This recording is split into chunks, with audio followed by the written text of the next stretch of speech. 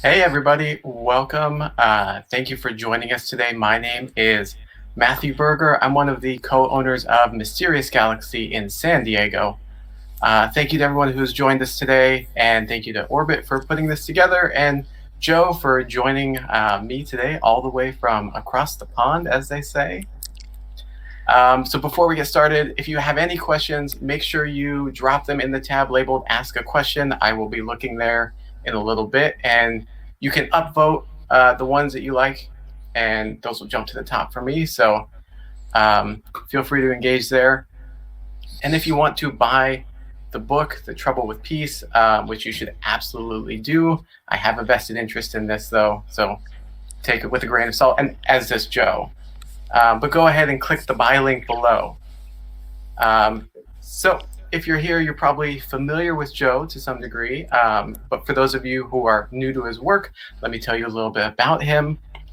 Joe Abercrombie was born in Lancaster, England, not California or Pennsylvania. There are lots of Lancasters, as we were discussing. He's worked as a TV editor, but he never stopped making stuff up. And his first book, The Blade itself, was published in 2006, and The Trouble with Peace is now his 12th book that he's published. He's got several other series, including the First Law series and the Shattered Sea series, but today we're celebrating The Trouble with Peace, which is the follow-up to A Little Hatred, the first book in the Age of Madness trilogy. How are you doing today, Joe? I'm doing good, thank you. I've got the UK edition here. You guys have a different, though also very beautiful in its own way, edition. But I kind of like to, if I'm doing UK events, I bring the US one. If I'm doing US events, I bring the UK one in order to make myself seem special and unique. I really do like the UK editions. They were always something. It is, and they were always something special that my dad would collect. Be like, oh wow, the UK edition. I snagged one. End papers. Oh wow, I had not seen that. Nice.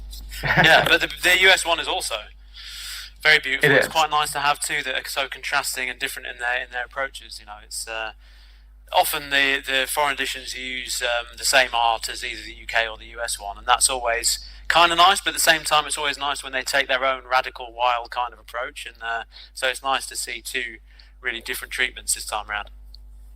They're very different. Yes. Anyways, I know we've got a lot of questions, so let me ask a few first. Sure. First of all, you want to give us the pitch of The Trouble with Peace or the series itself? Yeah, for sure. Well, The Age of Madness is kind of a new series in the world of the First Law, I guess. So I wrote a trilogy, obviously, in that world, and then three kind of standalone books. And then I suppose I wanted to write something more, and it felt as though the natural thing to do was to write another trilogy. And I've always been a fan of worlds that feel like they develop and shift and move forward. You know, I don't like fantasy worlds that feel like a medieval sandbox that never develops. I like a world that feels like it's constantly changing and has the same social and economic forces and the same kind of ugly movement towards progress that we have in our own world, and where conflict arises out of those big tectonic shifts in society as much as it does kind of from a battle of good against evil or anything like that. And so the natural thing to do with the First Law world felt like it was to move it forward in technology. And in the First Law, the first trilogy, what's going on in the background, I guess, is the rise of the merchant class and the kind of increasing importance of money and of banking and how that is changing society. And so the next big thing to tackle felt like it was really the Industrial Revolution.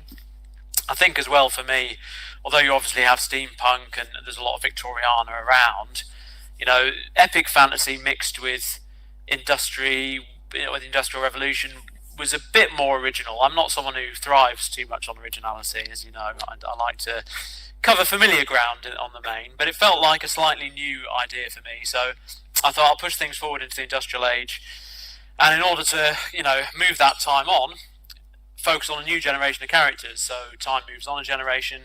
Many of the characters we have are the children or the protégés of characters that we met in the original series and perhaps have met since, people that we love and hate, and many of them turn up in the narrative as we go along.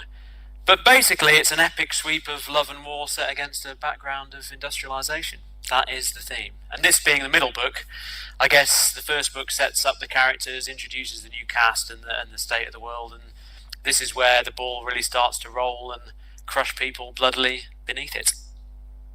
Nice. You touched on a couple of the questions I'm going to get to, but let me start with the way that you draw on historical events. Okay. We're in the middle of what is arguably the most transformative moment in history since the end of the Cold War, maybe since World War II. How are you and your family holding up? And how at all are you thinking about this historical moment in relation to your current or forthcoming projects? Well, I suppose, I don't really self-consciously think, I'll write a book about the present moment. Through a mirror darkly reflected the current day in my fantasy book. I mean, I think generally theme and that kind of referential stuff is something that happens naturally and that you don't try and avoid, but you don't rush towards. There's a story about a city. To get away from it, you have to walk towards it. I forget, it's a short story someone wrote. And I think the same is true of theme in a way. To get at theme, you have to walk in the other direction, focus on character, on action, on the plot that you're working with, and then theme naturally kind of develops at the same time. And we are writers, anyone who writes now in the modern age, and naturally we're affected by what's going on around us. I don't think that's something you want to keep out, or that you really can keep out. This trilogy is obviously called The Age of Madness, so you can assume that it's about industrial revolution, but also social revolution, the world turning upside down as society shifts in this huge, rapid, tectonic way. And so it does feel like we're living through a bit of an age of madness of our own, with all the things that have been going on, both in politics and obviously with the recent pandemic. It's been a huge time of upheaval and strangeness, really, and all the established certainties seem to have crumbled away slightly. So naturally, some of the political events that have been happening recently do, get reflected to a certain degree within the story. Yeah, that's great, and I kind of figured that, but always worth asking. Sure. Do you want to maybe give people a taste of this book and do a little reading? Absolutely. I'll give a little reading. Cool. I'm going to minimize my screen if I can, so it's just you. By all means. And it will be me alone. Owning the room. Ooh. Those shelves. So, this is a little chapter from the point of view of Jonas Clover, a trustworthy swordsman of the North. And it goes something like this. Downside. Frowned towards the burned-out shells of hovels and houses. A couple of chimney stacks still stood. A couple of charred beams poked at the pink morning sky. He cleared his throat, worked the results around his mouth like he was tasting ale, then spat 'em out. He loved a good spit, did Downside. Might have been his favourite pastime, after killing folk. Just like the village I came from, this, he said. I said Clover, well, villagers all look much the same once they're burned. You say that like you've seen a few. There was a time, back in the wars, Clover thought about it and gave a sorry grunt. Before you lot were born, I dare say, when burned villagers were a more common sight in the north than unburned ones. I'd hoped those days were behind us, but, hoping for a thing often seems the best way of bringing on the opposite. There was another gurgling wretch behind, and Clover turned to look. How can you have any puke left? It's just... Flick straightened up, wiping his mouth. A sort of snot coming out now. And he peeked at the display from the corner of his eye, as if looking sidelong might make it prettier. You could tell it had been people once. A hand here, a face there, but mostly just bits of meat nailed up high or dangling in the burned trees at the centre of the village, where the rain had washed the ash into a black slurry. There was something coiled snake-like around a trunk which Clover had an unpleasant sense might be someone's guts.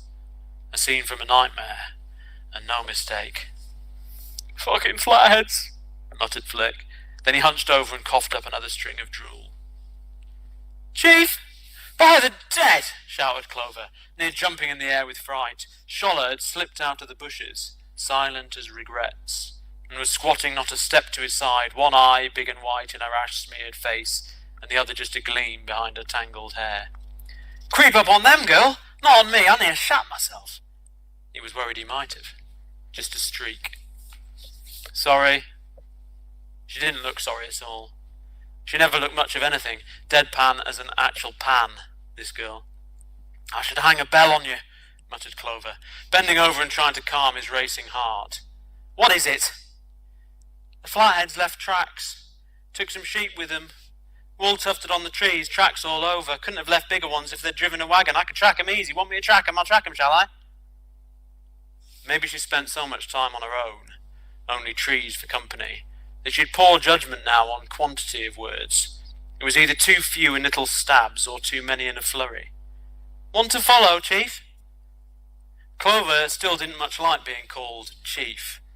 The tallest flower is off the first clipped, and no one he'd called Chief down the years had lived to enjoy a pleasurable retirement. No, I don't much want to follow, as it happens. He held a hand out to the nailed-up offal.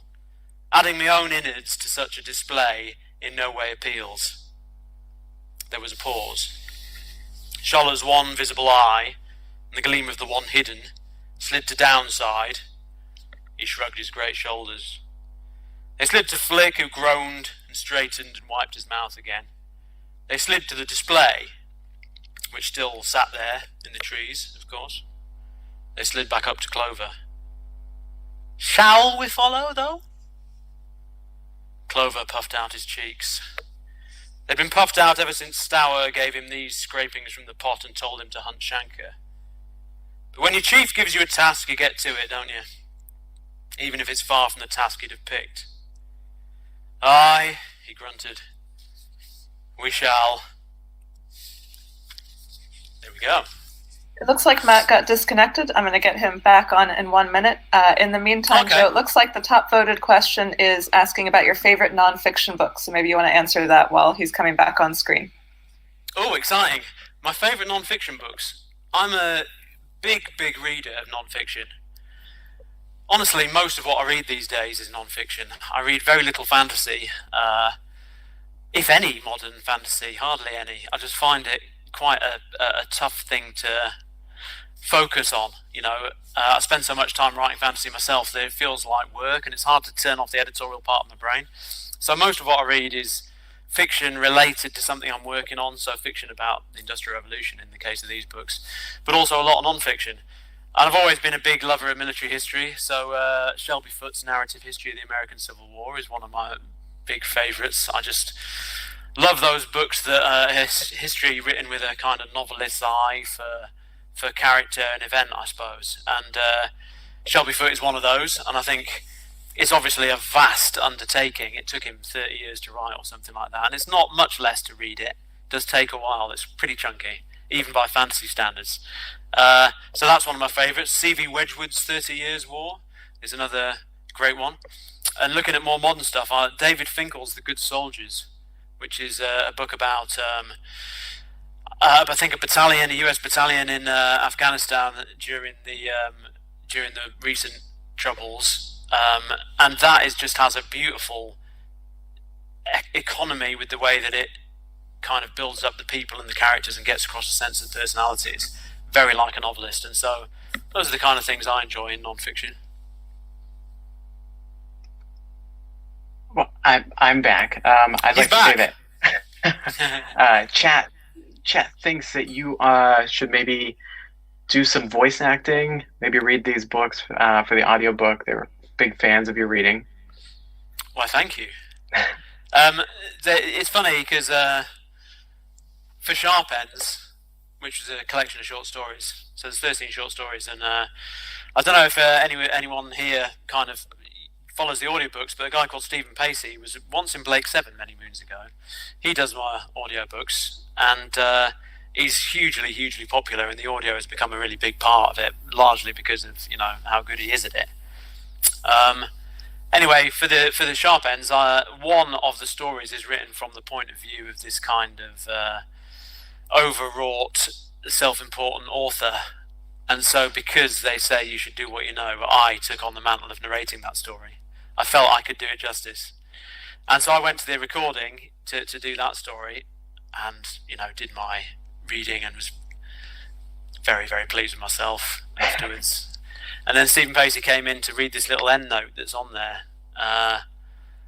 And the moment he sat down and started doing the voice of Nicomo Koska, who is kind of one of the characters that he does particularly well, I just thought, oh dear, that's why I write it and he reads it. Because he was just so good, and he is so good. We did an event with him a couple of days ago, well, earlier this week, and he did the reading, understandably, rather than me, and it was fantastic. He just sit there with a big smile on your face. I was expecting, because it's such a personal thing, writing and reading, I was expecting when it was first done that it'd be quite an embarrassing, unpleasant moment. Everything pronounced wrong, with terrible timing, not funny, not sharp. I thought it'd be bad, and it was just brilliant to listen to. And he's just such a pro and does such great voices and such a variety and range of voices. And so careful and consistent in the way that it's a vast cast, dozens, hundreds even of characters, but he manages to give them, the vast majority, a really distinct reading, a really distinct style, and it's pretty amazing. So I could never come close to what he does. But, in my own small way, I like to occasionally give it a try. I'm really big into audiobooks, and Stephen's done a great job with yours. There are many people who have many unpleasant things to say about the books, but I've never heard anyone say anything bad about his reading of the books. I've noticed that you like to read your reviews. Sure. Do you do that to torture yourself, or? Well, I think, when you first start as a writer, reviews are kind of catnip, in a sense. You're fascinated by what people think of your books, and it's a raw and difficult thing to tackle.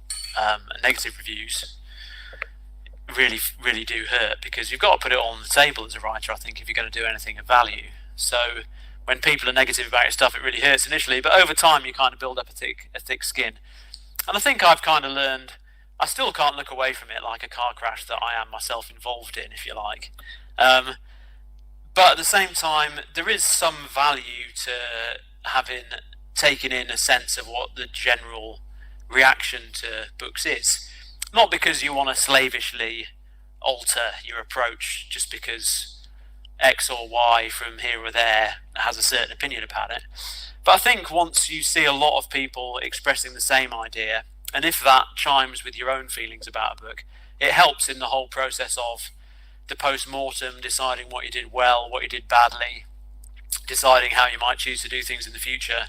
So it's just one element that I think goes into your assessment of your work and your attempts to improve. Because for me, I'm just constantly trying to get better at it, and to try slightly different things with each book. And so there's always more to learn, and I don't think you ever want to feel like you know it all.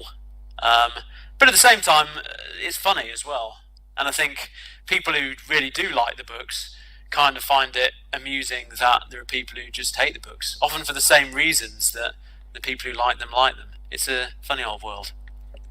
I mean, you didn't make it easy for yourself with this trilogy by taking that leap to the future and keeping a lot of the same characters.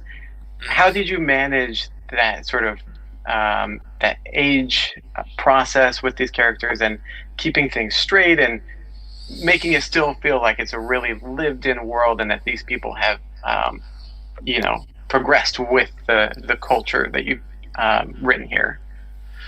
Yeah, it's kind of it's both a disadvantage and an advantage, I suppose, having all that weight of stuff that's been written in this world already. On the one hand, there's a lot to keep straight. There's a lot to remember. There's a lot to pay off for readers, and you want to give readers some sight of those characters they know and love. But at the same time, I think there's always a danger when you have, some level of success with anything, some characters that are to some degree beloved by readers. The easy thing is always to carry on writing those people indefinitely. And I think the danger is that people just quietly get bored, and in fact that you get bored.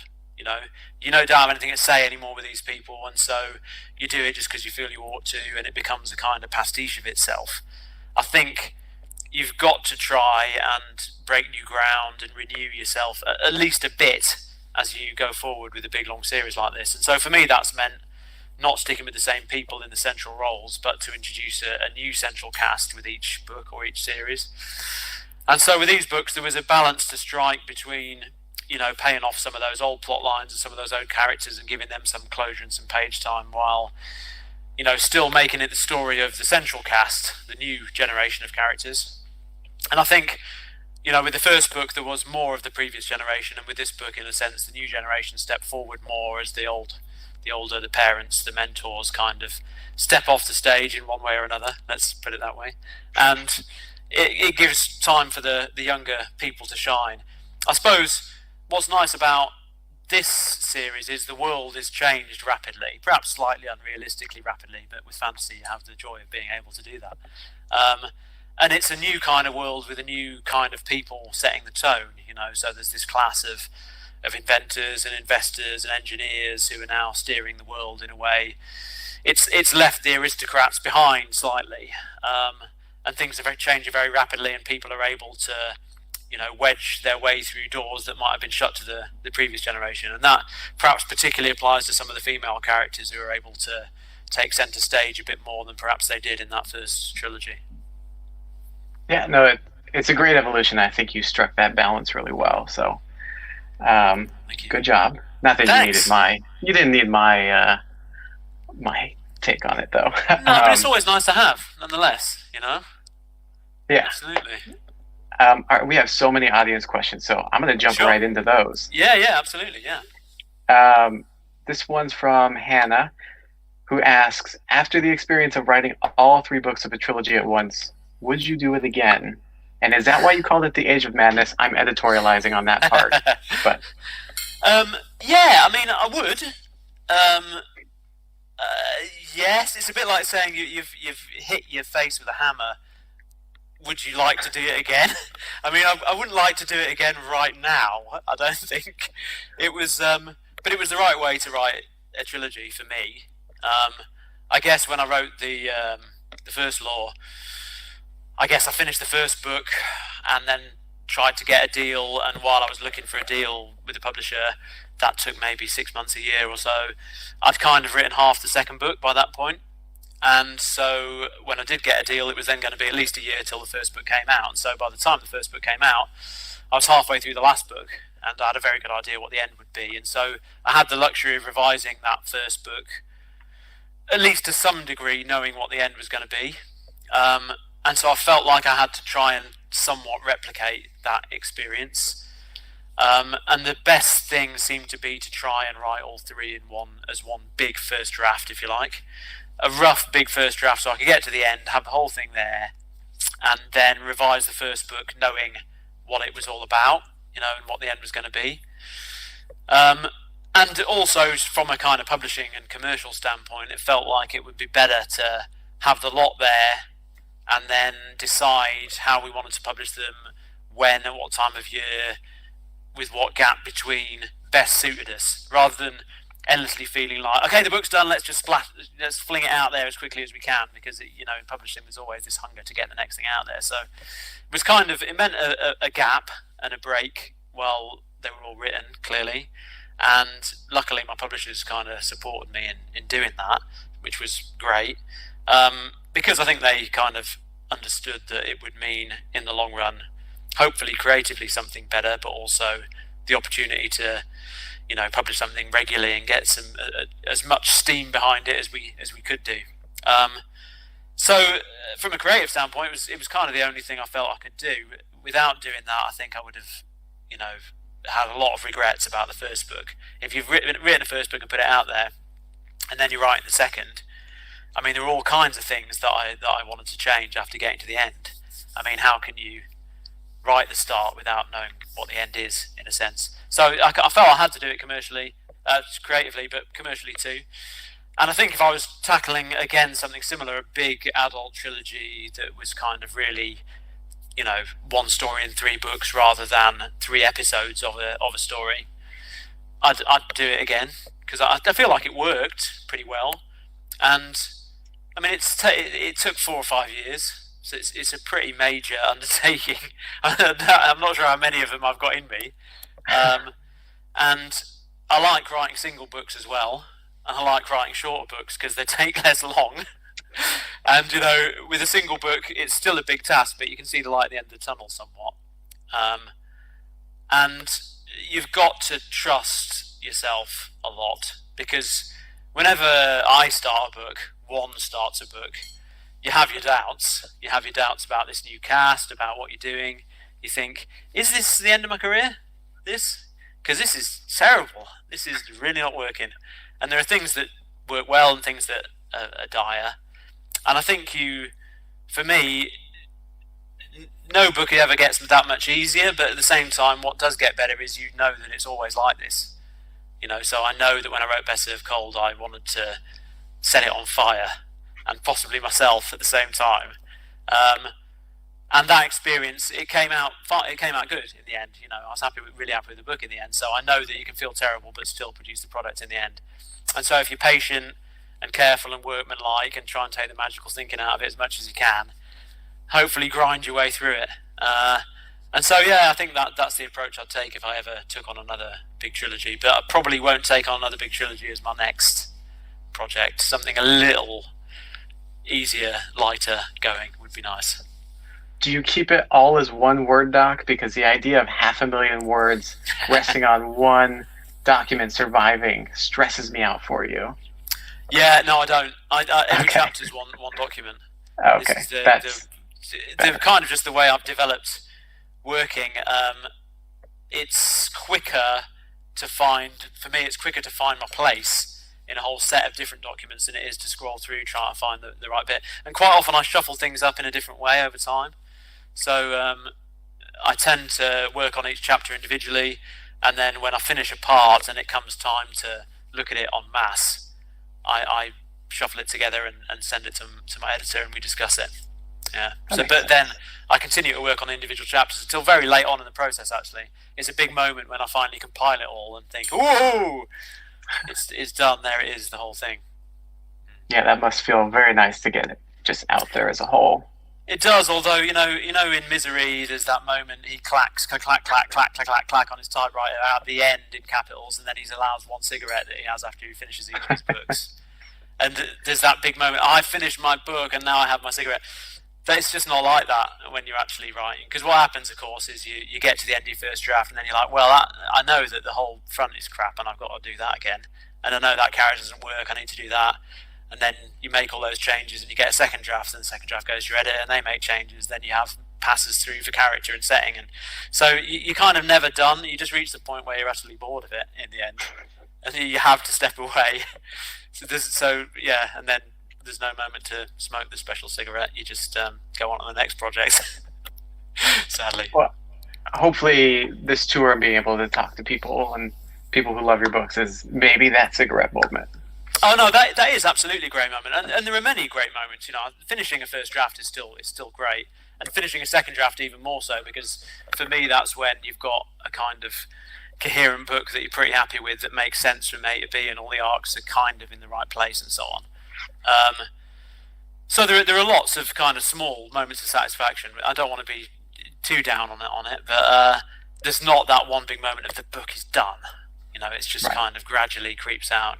And then, of course, things happen like a book comes out in another country 10 years later, and suddenly you're like, oh, yeah, I wrote that, didn't I? And maybe they might even get you over to go and talk to people, and you're thinking, what is this? What happens in this? What is it? What do I say about it? Because your mind's full of whatever you're doing now. And the irony with publishing and doing events is often that you're actually well into the next project by the time the book comes out, so your mind is kind of elsewhere. It's always a slightly odd thing of people reacting to what you did last year. So even when they love it, you always think to yourself, yeah, but they love the new thing, because I don't know about that. It's not really working. You got to keep those things straight so you don't give anything away too.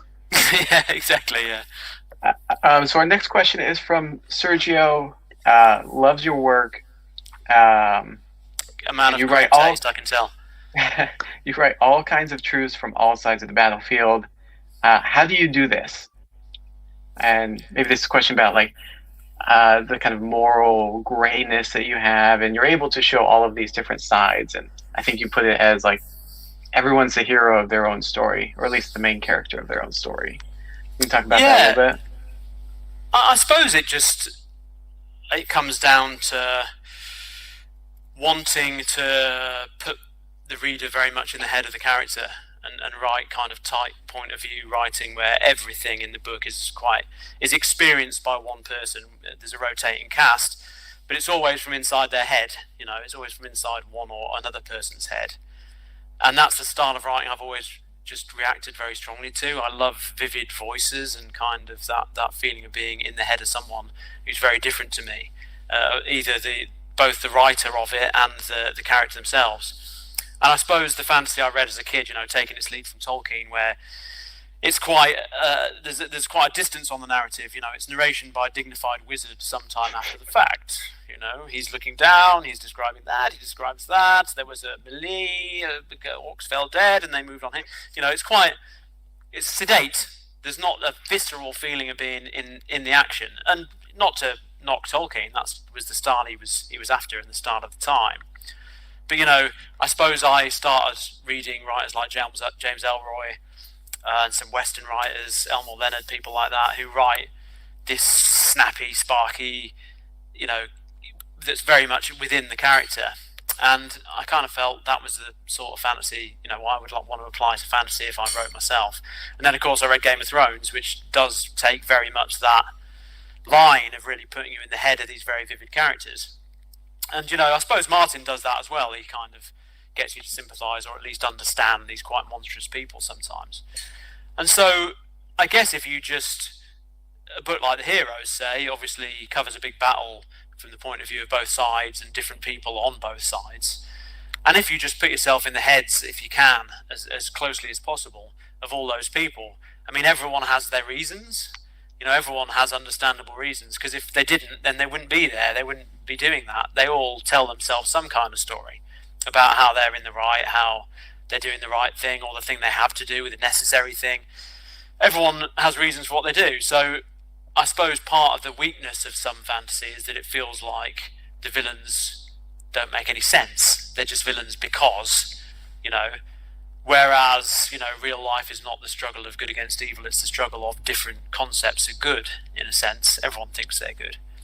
So, yeah, I love those things that put you on both sides and you don't really know who to root for, because you sort of understand both sides and perhaps admire some qualities of both sides.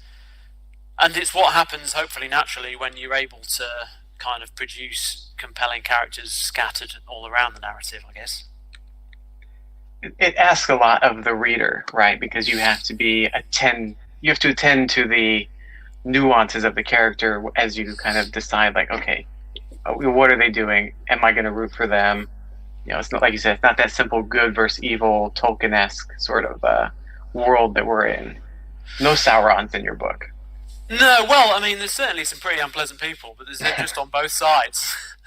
I think, and I think, it does maybe ask something of the reader, but at the same time, I think if things are written well, and they're written relatively simply and in an experiential way, if that makes sense. So, they're written in the way people feel and think. They're not written too complexly, or maybe a very complex thinking character is written in quite a complex way, but I hope the style of the writing gets across, without too much effort, some sense of who the person is, and that their personality, the ideal is that their personality sort of suffuses every bit of writing from their point of view. So you kind of acquire by osmosis a sense of who the person is simply through the way that it's written and the way they think and talk and behave. I think you did that. Well, thank you. You're welcome. Travis wants to know, what single book have you read that had the most impact on your career as a writer? Ooh, well, I suppose Lord of the Rings, really, in the sense that, that was the start of my own obsession or love affair with fantasy. And for a long time, that was kind of my North Star altogether. and I read it every day, every year. I'd read it again, and was really obsessed with it. Is the wrong way to put it, but I loved it, absolutely loved it, and that led on to all kinds of other fantasy, to a lot of role-playing games, really, mostly Dungeons and Dragons and Warhammer and stuff like that, all kinds of different worlds. That's what I did in my teenage years, mostly. And also read a lot of Dragonlance and David Eddings and those kind of commercial fantasy writers of the 80s and 90s, as well as more esoteric kind of literary stuff like Michael Moorcock and Ursula Le Guin and others. So yeah, I mean, quite steeped in fantasy, I suppose, from a young time. And so Lord of the Rings first, but then, as I say, Martin and Game of Thrones did blow my doors off quite considerably, because I suppose I got not bored, but just I saw the same thing over and over in that fantasy of the 80s. There was no internet then, if you can imagine that. There was no fandom that I was a part of. I didn't have anyone to point me towards the more interesting stuff that was always out there. But the commercial stuff felt like it was the same, a bit one-noted, very heroic, very optimistic and shiny. You'd know from the first few pages pretty much how it was going to develop. And, I got a bit tired of that, much though I loved it, and started reading other stuff, and writers, as I was saying, like James Ellroy, Larry McMurtry's Lonesome Dove, genre stuff, but that was of a more challenging and dangerous and unpredictable kind of variety. And I was thinking, why does no one write challenging, dangerous fantasy like that? And then someone gave me Game of Thrones and said, you used to read fantasy, didn't you? You should try this. And I was like, I looked at it and it had like a dragon and a knight on it, and I was like, I know what happens here. I've read this one before, mate. Different name, but I've read this one. Same thing. And then I read it, and of course, not quite what I was expecting, both in terms of the way that it's written from type point of view, with those vivid voices of the people that I hadn't really seen in fantasy before, and also the shocks and the surprises that it serves up, and the twists on the. And I just felt it was exactly what the genre had been missing, and it made me feel I had tried to write my own version of a fantasy some years before, but it was real cliche, terrible. It's terrible. And same characters, same settings as the Blade itself, but just the tone completely different. And so reading Game of Thrones kind of made me think, you can do this, but do something shocking and dangerous and different and character-centered. And so that made me feel, I should have a go. And, over the coming years, I eventually sat down and started trying myself. So I suppose, in terms of fantasy influences, those are really the two key ones, Lord of the Rings and Game of Thrones, which is incredibly dull, because that's what just about everyone would say, because obviously those have then spawned the two pillars of the visual medium as far as fantasy goes. But I was into them before that, when it was not cool, when it was really sad to like that kind of thing. I loved it then. Yeah. Hipster Dr Abercrombie, everybody. Is there a particular trope that you were like, I have to destroy this fantasy trope, whether it came from Tolkien or Martin? Because you love to play with genre and break those rules, right? Yeah, but I think it's easy to buy your own hype, especially if you're me. And people do say now, he skewers those tropes, he subverts it, doesn't he? He's the subvertor, that guy. And so then you think to yourself, yeah, that's what it was all about for me. Breaking the mold, man. Totally intentional. I'm a rebel. I'm an iconoclast. But actually, that wasn't how it felt at the time at all, I don't think. There was no mission statement. I really just wanted to write the kind of thing I like to read. And that was fantasy, wizards, magic swords, boys with special destinies, classic stuff, because I love that stuff. But I also like stuff like Unforgiven, which takes a classic format. Unforgiven is an incredibly cheesy story, really. Incredibly hoary old story. An old gunfighter comes back to a town and is persecuted by a sheriff. It's 1,000 different films when you say it, but the way it's done, the take on the material is so fresh and different, and it's done so well, So that was really all I wanted to do. Write epic fantasy, but with my own twist and, a bit of a tongue-in-cheek attitude. And it's just the way it was when I started to write it. and it felt like the natural thing to do. Because I like things that kind of shock and surprise me. That's what I want when I read. The last thing I want is to feel like I know where it's going. So, or maybe I like to feel I know where it's going, and then to suddenly realise I didn't know. And so that's just what happened naturally. There was no particular sense of, the beautiful princess with the heart of gold. I'm gonna do it. I'm gonna do a take on that. That wasn't really how I was thinking about it. I just felt, well, it's fantasy, so you got a wizard, right? I mean, you got a wizard. You've got an ancient order of wizards, because that's what fantasies have. Naturally. But mine will be unpleasant, thereby turning the world on its head. So Travis has a question that sort of relates to that. And yeah. In the First Law trilogy, magic is more prevalent. But in this one, you've moved away, and maybe it's because the technological is supplanting it. You focus much more on that side of things. Why did you shift to this more grounded approach? I think it's a bit of a fantasy cliche of its own, really. The magic leaks from the world, my child, and one day there will be no more elves on our shores. Enjoy the elf music while you still can. That kind of stuff. So I felt like that was something that was a classic, and it just felt natural to do it that way. The magic's leaking away and there's not a lot left. And I kind of like magic when it's unknown and unknowable and indescribable and terrifying to the main characters and comes as a surprise. That's always just appealed to me more on the whole. I suppose as well, I like characters and dialogue and action and the things that fantasy has in common with everything else, more than I do necessarily the things that separate it. The world building and the magic systems and that stuff. It's not my particular cup of tea.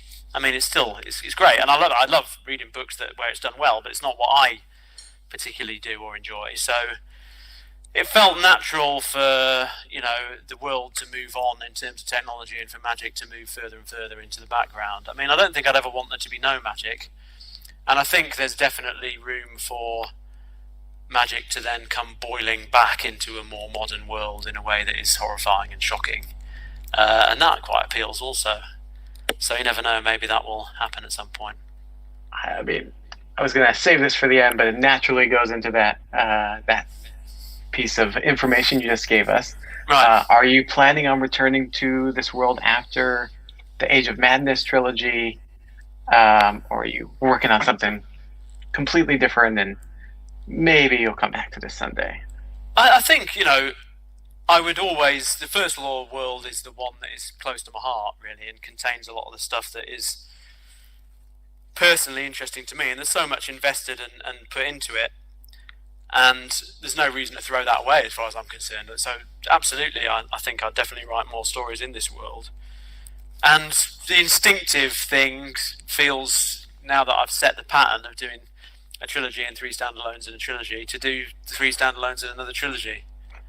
So committing another decade of my life offhand in an interview, I think that's probably what I would think of doing as a long-term plan.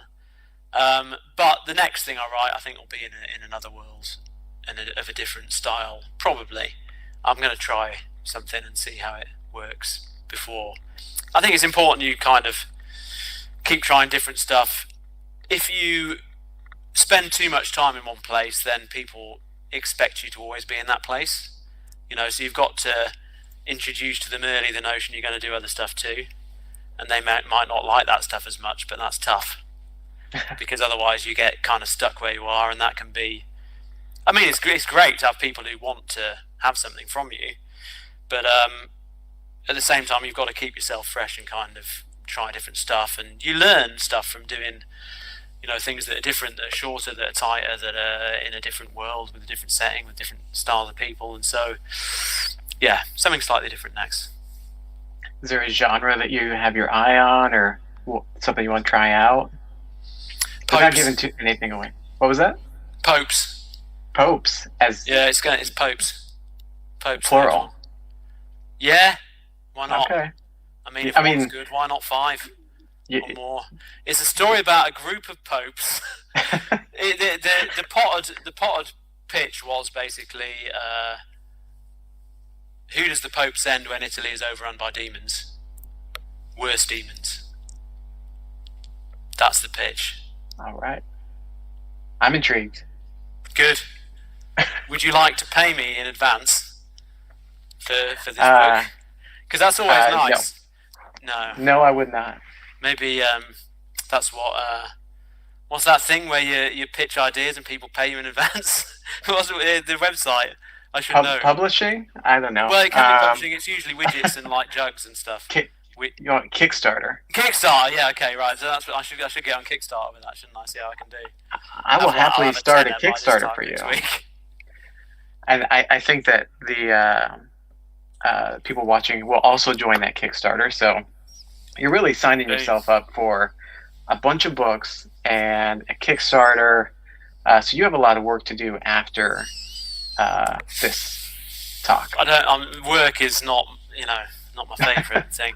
I must say, with lockdown and so on, it was brilliant initially for my work rate because, I mean, I'm always sat at home anyway, but the kids were at home as well, which you'd think would be a bad thing. But what happened was we had to work out a rigid structure to the day in order to make sure they didn't just spend the whole time on the Xbox.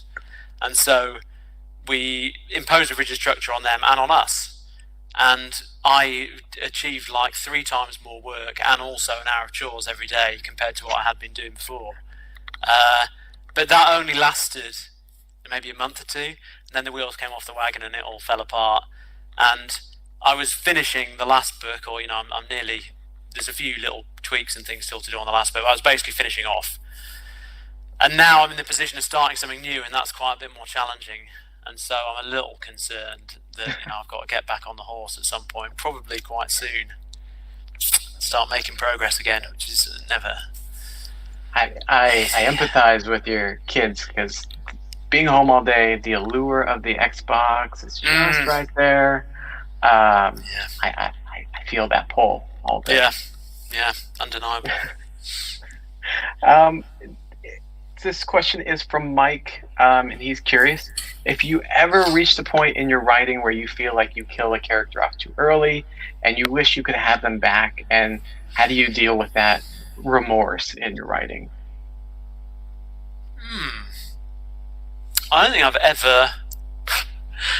ever had that experience.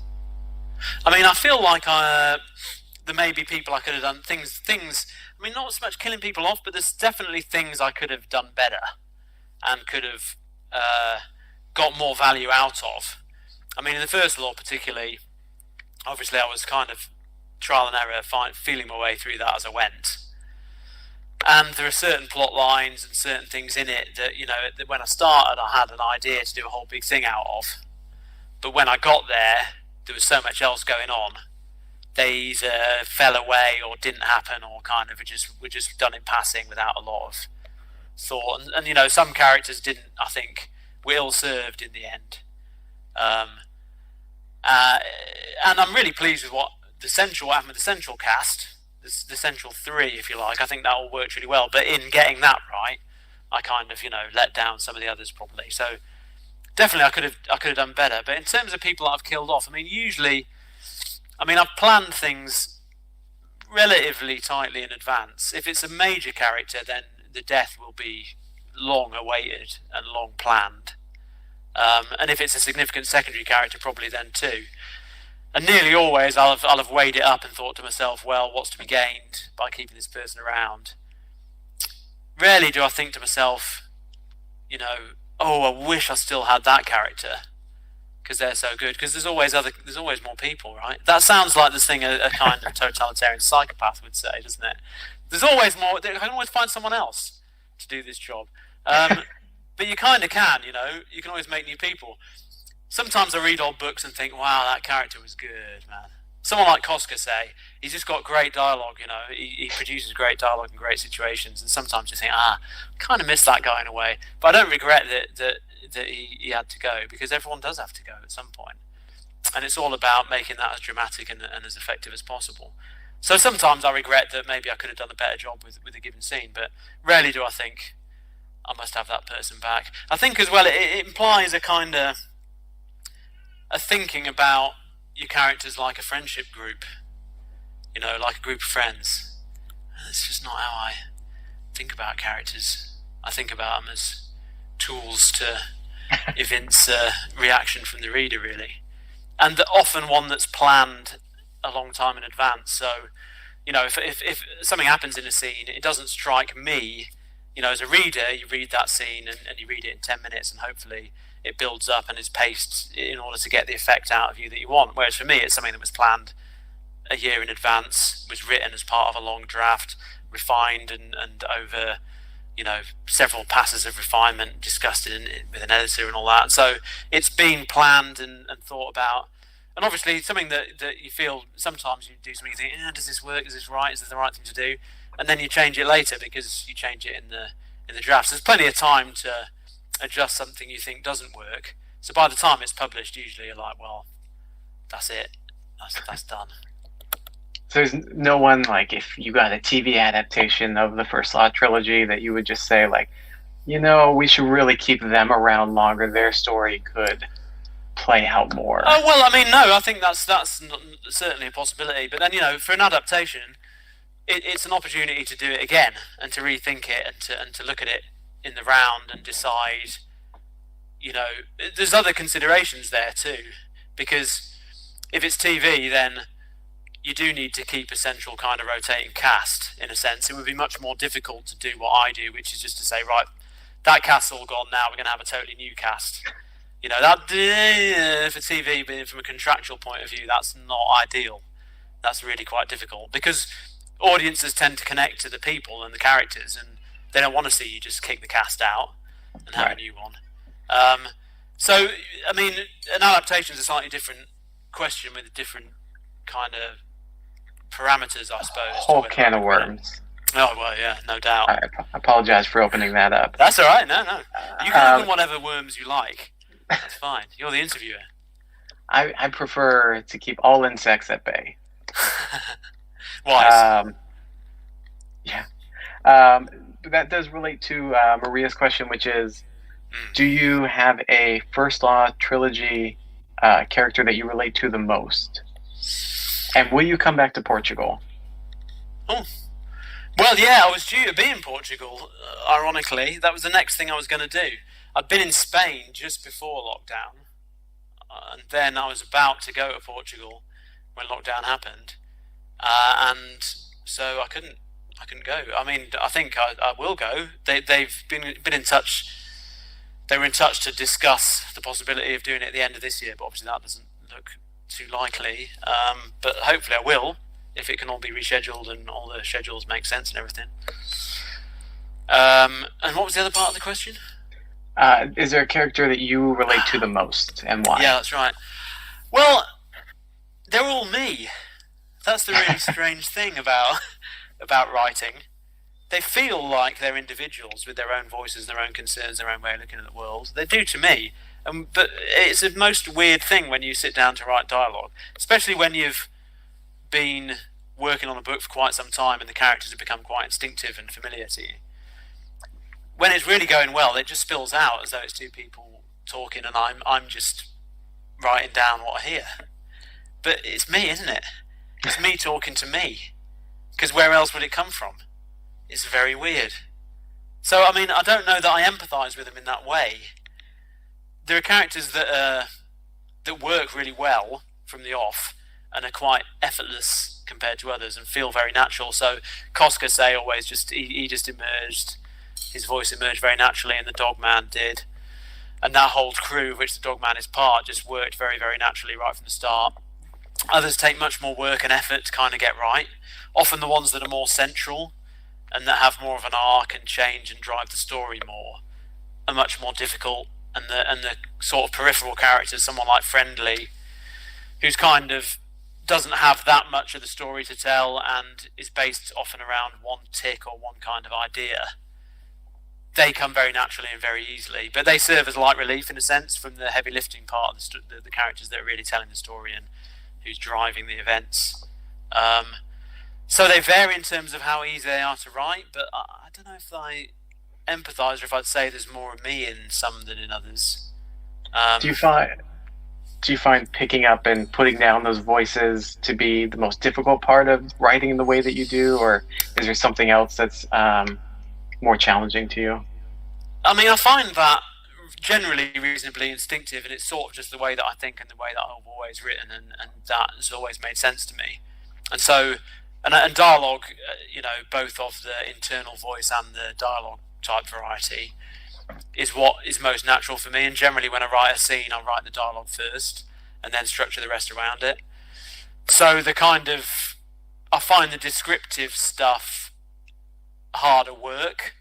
Usually I'll kind of write all the dialogue and then I'll think, okay, now I'll end up with blocks of text, which is mostly the exchanges of dialogue, and there'll be the gaps between. I'll be like, oh, I've got to join them all up now with kind of some sort of descriptive stuff that, links everything together and gives it some thematic. And that's the part I find most dismaying often, is once I've done all the easy bits, the bits that flow naturally, then I've got to make a story out of those and link them together. And then over time I revise things a lot and hopefully acquire a bit more kind of flow to it. And sometimes those bits still work, but I find them harder. The dialogue and the action are kind of come reasonably naturally. Nice. We've got time for a couple rapid fire ones if you're okay with this. Sure. John says 20% into the book and loving it so far. Curious if you're a music fan, and what is your favorite artist? Weirdly, I do like music, but I don't listen when I write or anything, and I don't follow the scene very closely. When I was a TV editor, I used to work a lot on live music. I worked a lot for Iron Maiden, funnily enough, and many others. But I worked on the Brit Awards for a long time, and so every year I'd work on the Brit Awards, and I'd see a big kind of batch of new artists appearing, and so I'd get this natural kind of sense of what was going on out there.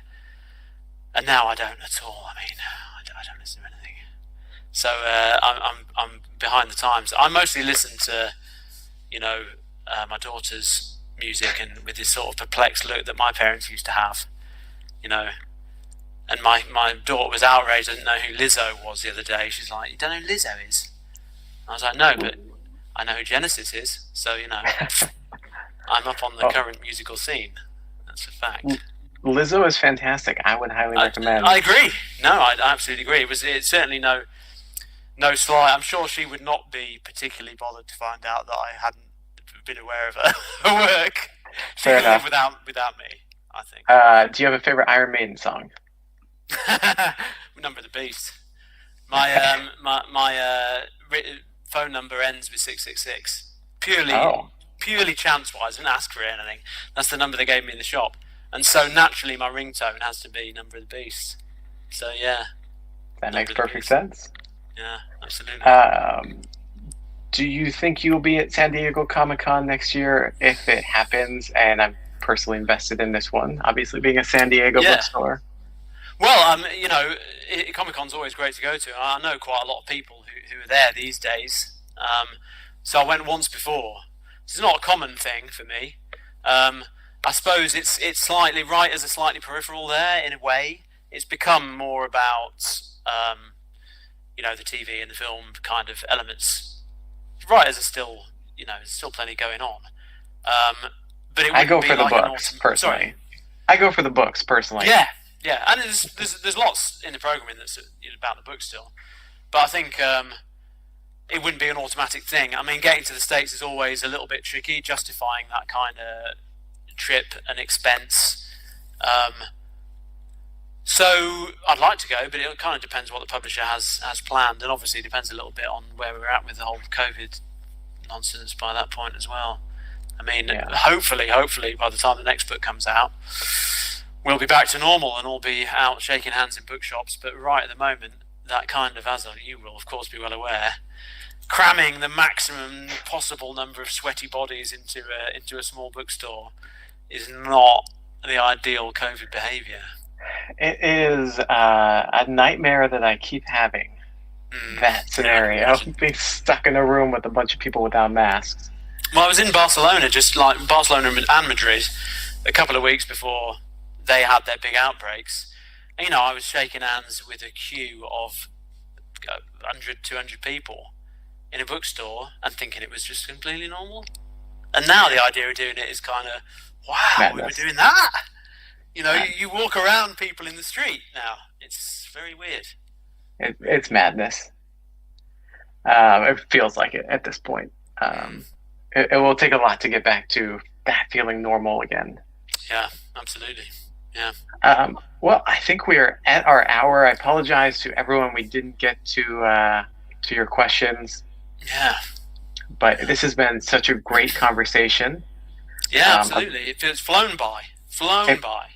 It really has, and I know that it's much later there for you than it is for me. So thanks for staying up with us.